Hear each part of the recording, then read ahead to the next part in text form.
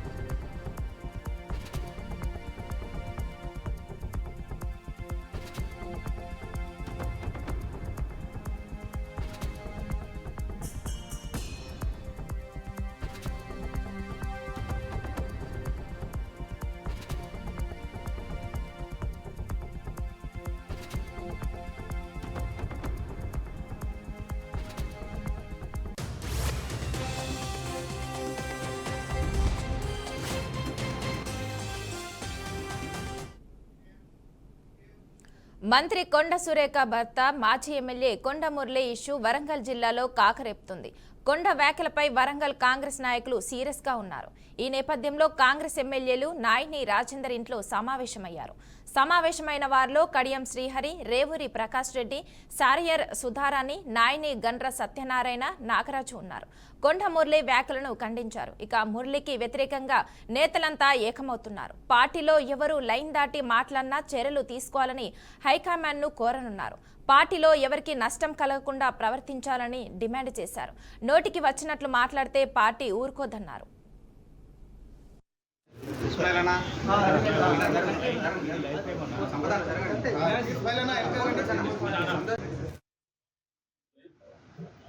చర్చించుకోవడం జరిగింది. దీని మీద మాత్రమే ఇంతవరకు జరిగిన తర్వాత పార్టీని మంచి చెడు ఎవరే కానీ ఏదే కానీ పార్టీకి కట్టుబడి ఉండాలి, పార్టీ పొరవుని రోడ్డు మీద వేయకుండా ఉండాలనేది అభిప్రాయంతో ముందుకు వెళ్తున్నాం. పార్టీ గీత దాటి మేము ఏం చేసినా నడుస్తుంది అని అనుకొని హద్దు దాటి పార్టీకి నష్టం జరిగే విధంగా ఉండకూడదు. ఇప్పుడు రాబోయే మన ఎలక్షన్స్ ఉన్నాయి. ఈ ఎలక్షన్ల సమయంలో, లోకల్ బాడీ ఎలక్షన్ల సమయంలో ఇలాంటి కొన్ని ఏదైనా ఉంటే సమస్య ఉంటే కూర్చొని మాట్లాడుకోవాలి, సబ్జెక్ట్ ఏది ఉంటే చెప్పుకోవాలని మొదటికి కూడా నటరాజన్ గారు వచ్చినప్పుడు చెప్పడం జరిగింది మీటింగ్లలోనే. మీనాక్షి నటరాజన్ గారు మరి అది కూడా లేకుండా సీనియర్లు, అనుభవం ఉన్న వ్యక్తులు కూడా మరి నోటికి వచ్చినట్టు ఎక్కడ పట్టి అక్కడ అట్లా మాట్లాడితే పార్టీ చూసుకుంటూ క్షమించది, అది ఎవరి ఇది కాదు. మరి మేము ఏమైనా చేస్తాం, మాకు నచ్చింది చేస్తాం, మేము నచ్చింది మాట్లాడతాం. ఏమనంటే బీసీ కార్డు అడ్డం పెట్టుకుంటాం, లేకపోతే రెడ్డి కార్డు అడ్డం పెట్టుకుంటాం, లేకపోతే ఎస్సీ కార్డు అడ్డం పెట్టుకుంటాం అని అంటే ఈడ నడవదది. ఈడ కార్డ్స్ పనిచేయది. ఈడ అన్ని కులాల జాతులలో ఉన్నాం. ఈడ అంటే మీరు చేసిన పాపాలన్నీ కులాలు అడ్డం పెట్టుకుంటే పోతాయా? ఆ పద్ధతి మానుకోండి. ఎవరే కానీ పార్టీకి లోపడి ఉండాలి, పార్టీకి కట్టుబడి పని చేయాలి. మీ కష్టం సుఖం మీద ఉంటే అధిష్టానం ఉంటుంది, మీద పోయి చెప్పుకోవాలి. మేము ఎక్కువ మోయదలుచుకోలే ఈ పాపాలని, మీరు కూడా ఆలోచన చెయ్యాలి. అధిష్టానాన్ని రిక్వెస్ట్ చేస్తున్నాం మేము ఇప్పటికి కూడా. ఎందుకంటే ఇది చూస్తూ పోతుంటే ఎక్కడ ప్రతి కాన్స్టిట్యున్సీలో ఒక లొల్లి. ఎవరి కోసం ఇది?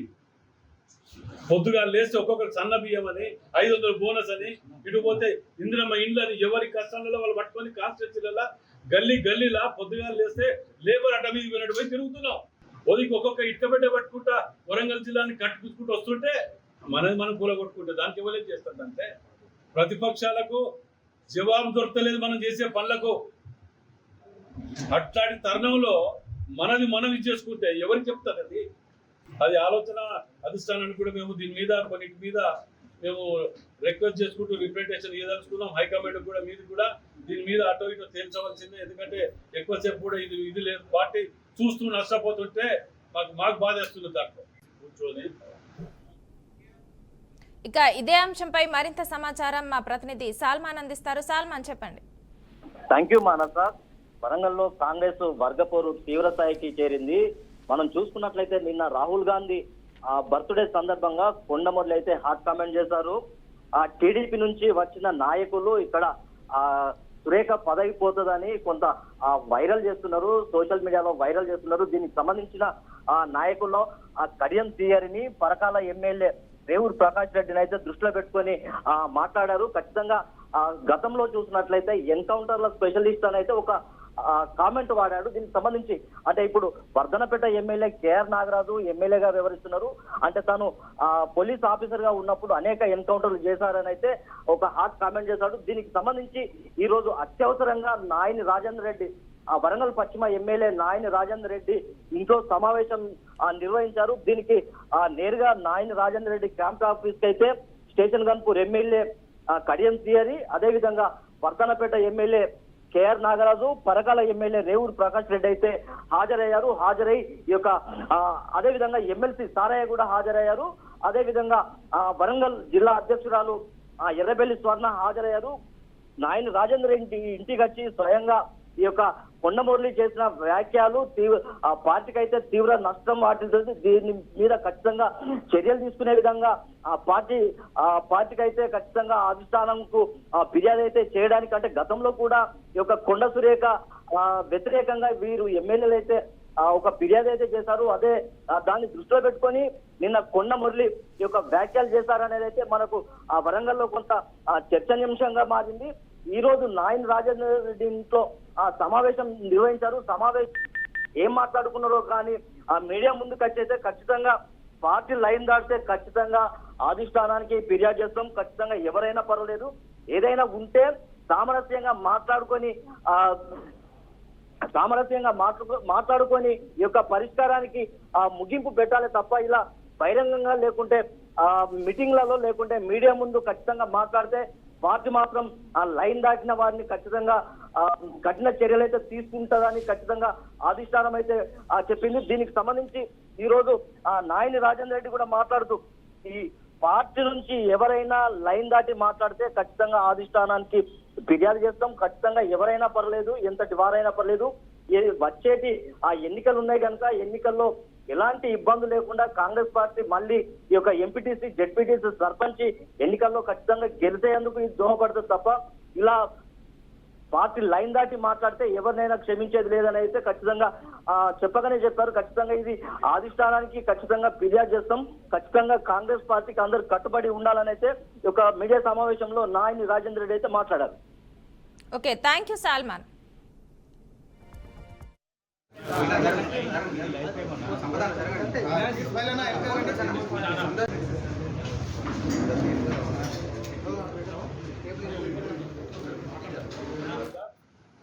దీపక్ దాస్ నటరాజన్ గారు వచ్చినప్పుడు చెప్పడం జరిగింది మీటింగ్లలోనే, మీనాక్షి నటరాజన్ గారు. మరి అది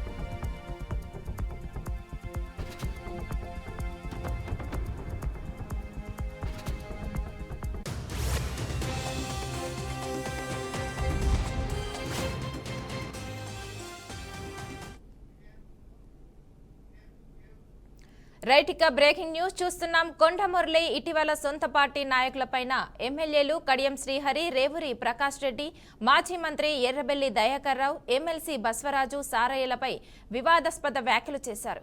ఈ వ్యాఖ్యలు వరంగల్ కాంగ్రెస్ రాజకీయాల్లో తీవ్ర చర్చనీయాంశమయ్యాయి మరియు పార్టీలో విభేదాలను మరింత ముద్రించాయి. ఇక ఈ వ్యాఖ్యలపై స్పందిస్తూ తెలంగాణ ప్రదేశ్ కాంగ్రెస్ కమిటీ చీఫ్ మహేష్ కుమార్ గౌడ్ ఇరు వర్గాల నుంచి ఫిర్యాదులు అందినట్లు తెలిపారు.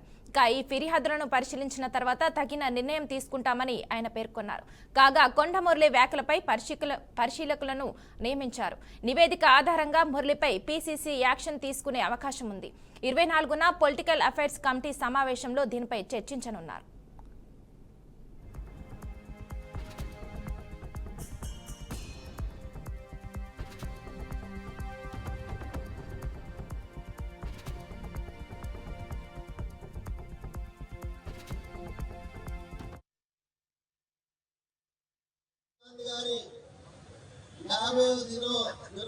అయితే ఏమంటారు మనం ఇక్కడ పండుగ చేసుకుంటున్నాం. ఎందుకంటే అది మన బాధ్యత. ఎందుకు అంటే ఆయనే బీసీ మహిళ నిలబడ్డది చెప్పగానే నేను ఆడికే పోతా, ఆడనే పాదయాత్ర చేస్తా అని ఆ రోజు ఎలక్షన్ ఇంటికి రావడం జరిగింది.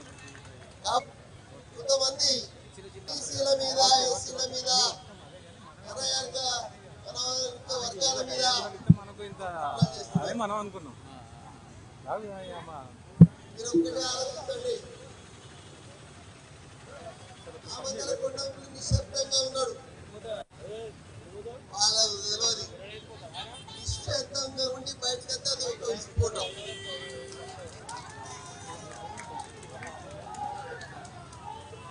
ఎందుకంటే మీరు లావాలు చూసిండు టీవీలల్లా మీద పొందుతా ఉంటుంది. కొంచెం సేపు వస్తూనే ఉంటాయి. ఒకటే అగ్నిపర్వతం మరి ఒకటేసారి మర్చిపోయిపోతుంది. నేను ఈ 20 రోజుల బట్టి తిరుగుతుంటే కొంతమంది నాయకులకు పాపం నిలలేదు. అగో ఏంది కొండమురళి, మనం గది చెప్తీవి, పెరాలసిస్ వచ్చిందని చెప్తీవి, ఆయన నడవలేడని చెప్తీవి, అని మళ్ళా ఎందుకు మళ్ళా 10 ఏళ్ళు దాటి వచ్చిండు, ఇదేం కదా అని వాళ్ళకు బాధ వస్తున్నందుకు వాళ్ళు అక్కడికి పోతారు. వచ్చిరాని మాటలు చెప్పారు. ఇక నేను ఒకటే మాట చెప్తున్నా, కల్నాయక్ ఏదైతే చెప్పిండో 45 సంవత్సరాల నుంచి రాజకీయాలలో సర్పంచ్గా, ఎంపీపీగా, పిఎస్సీ చైర్మన్ గా, డిసిసి బ్యాంక్ అధ్యక్షుడిగా, 2 సార్లు ఎమ్మెల్సీగా అన్ని గెలవడం జరిగింది. అది యునానిమస్ భారతదేశంలో ఎవరు గెలవలేదు, నేనే గెలవడం జరిగింది. రాహుల్ గాంధీ గారి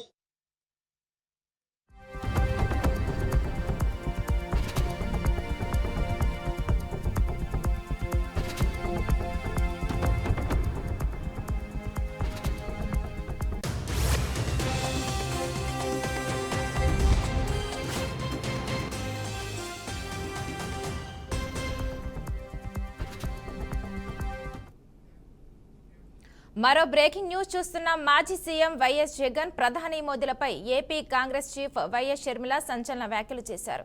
వివేక హత్యతో పాటు అన్ని విషయాల్లోనూ మోదీ సపోర్ట్ ఉందని ఆరోపించారు. అందుకే జగన్ అంతా విచ్చలవిడిగా వ్యవహరిస్తున్నారని మండిపడ్డారు. రాష్ట్రానికి ఇచ్చిన హామీలపై మోదీని చంద్రబాబు, పవన్ ఎందుకు అడగడం లేదని ప్రశ్నించారు. కూటమి ప్రభుత్వానికి రాష్ట్ర ప్రయోజనాలు పట్టవా అని నిలదీశారు.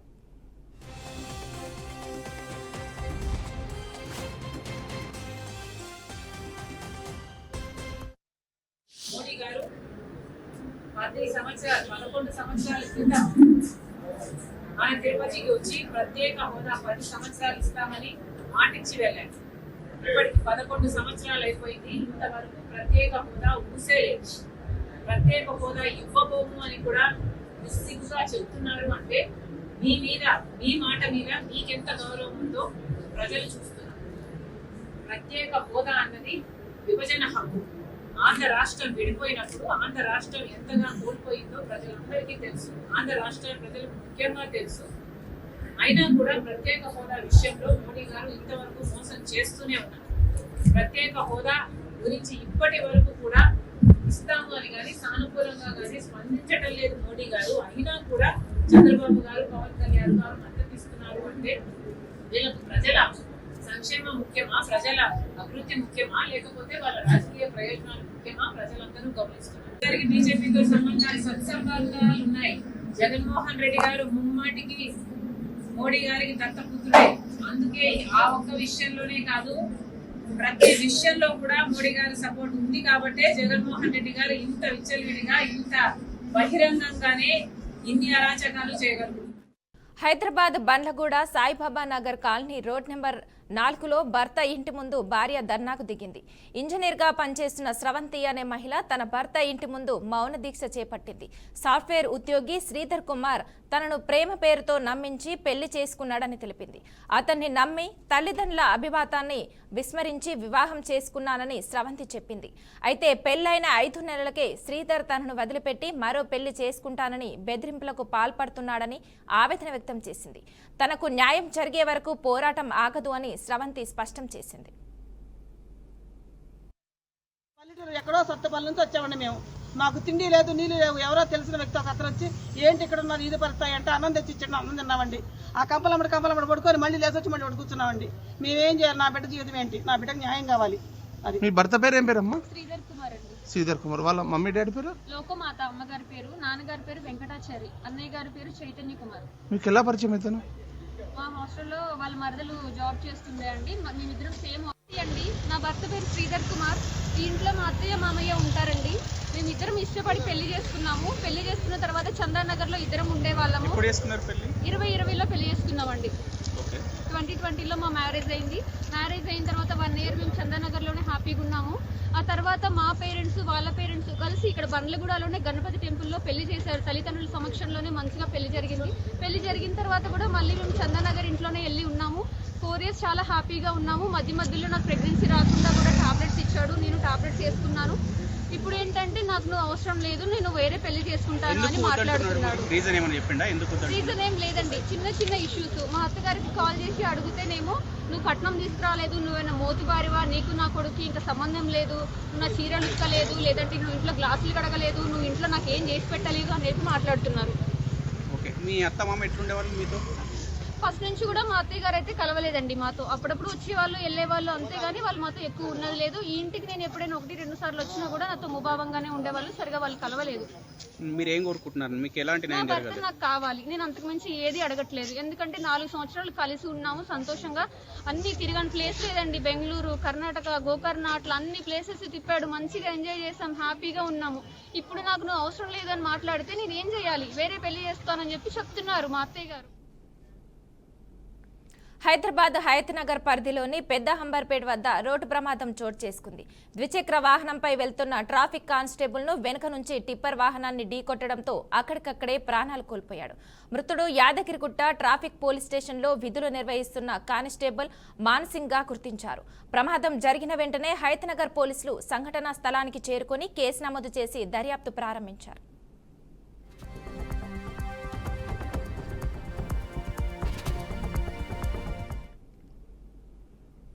నిజామాబాద్ జిల్లా రెంజల్ మండలం సాటాపూర్ గ్రామంలో విషాదం చోటు చేసుకుంది. తిరుపతి దర్శనానికి వెళ్లిన లక్ష్మీ దంపతులు వారి కూతురు శిరీష అదృశ్యమయ్యారు. ఈ నెల 14న తిరుపతి వెళ్లిన వారు 17న తిరిగి ప్రయాణంలో అయినట్లు తనకు ఫోన్ చేశారని ఇస్లావత్ రవీందర్ తెలిపారు. అదే వారి నుంచి చివరి ఫోన్ కాల్ అని అన్నారు. కానీ ఇప్పటి వరకు ఇంటికి రాలేదని బంధువులు ఆందోళన చెందుతున్నారు. రవీందర్ ఫిర్యాదు మేరకు రెంజల్ పోలీసులు కేసు నమోదు చేసుకుని దర్యాప్తు చేపట్టారు.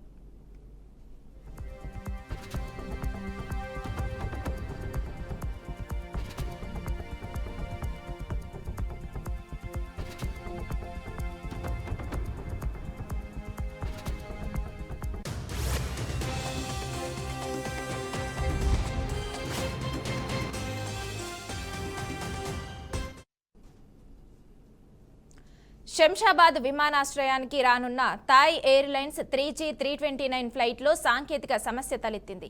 టేకాఫ్కు కొద్దిసేపటి ముందు ఈ టెక్నికల్ ఇష్యూ గుర్తించడంతో విమానాన్ని ఆపివేశారు. సత్వరమే అప్రమత్తమైన విమాన సిబ్బంది ప్రయాణికులను విమానం నుంచి దింపేశారు. ప్రస్తుతం ప్రయాణికులు బ్యాంకాక్ ఎయిర్పోర్ట్లోనే ఉన్నారు. ప్రత్యామ్నాయ ఏర్పాట్లపై ఎయిర్లైన్ యాజమాన్యం చర్యలు చేపడుతుంది.